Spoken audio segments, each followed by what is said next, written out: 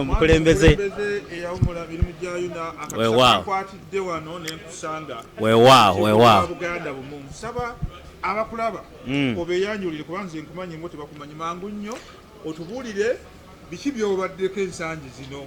Weewaawo ssebo Ssaalongo neeyanziza omukisa gw'ompadde abatamanyi nze Alex Ssemwanga ndi musajja mugonge obutuuze bwange buli California Los Angeles ndi in between kati ennaku zino nkolera ne Phoenix Arizona naye nga mwendi mu America mwendi era emirimu ngitambuza egy'abakama bange lwakuba nti ejja community nagiwumulamu ennaku zino twafuna abakulembeze abapya era nze it's been the way I thought that abakulembeze balina kuba periodical tujja n'abapya ne bayingirawo ebirowoozo ne biba bipya so sibuze naye nga obuvunaanyizibwa bwatwalibwa abantu abalala. Yes. Weewaawo. Wadde nga obukulembeze bwatwalibwa abalala naye wateekako ettoffaali. Weewaawo.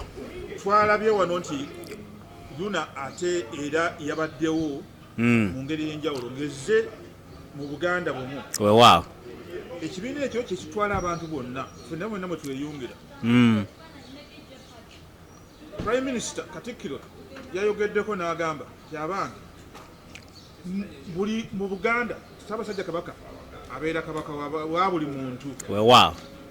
Oba nzikirize n'ebyobufuzi oba eri oba eddiini n'ebeeri gwe mu bukulembeze bwo era ne kati mu private life yo ekintu kino okyogerako kikubanga oba olyawo kyekimu kubitusoomooza kakati tufune essanyu lingi nti abantu babitadde wali enjawukana zaffe mu byobufuzi netukuŋŋaanira wamu ne tunyumirwa Buganda bumu naye okwagala okugenda okukyusa mindset abantu babeere nga tebakulembeza biki ebitwawulawula tutunulire ebitugatta badde nsaba otuweeyo okutubaka obwenjawulo. Weewaawo neeyanziza nze omukolo guno ogwa Buganda bumu omulundi guno gunsanyusizza nnyo kubanga gwaleese buli muntu naye nga ate kimanyiddwa Abaganda si kwogera naye kiri mu bikolwa kiraga nti tuli bantu abaaniriza buli muntu.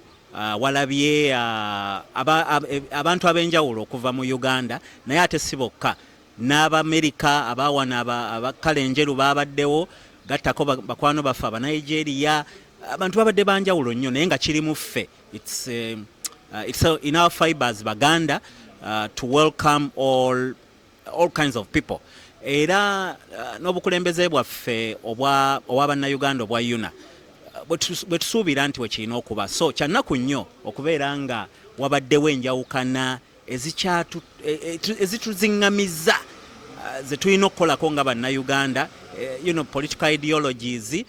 Everybody deserves to support whatever they deserve, but we should come together as Ugandans and make things happen. We're in a foreign country. We should be united as Ugandans first. As Ugandans first, so we can grow as a nation and as a people. Thank you.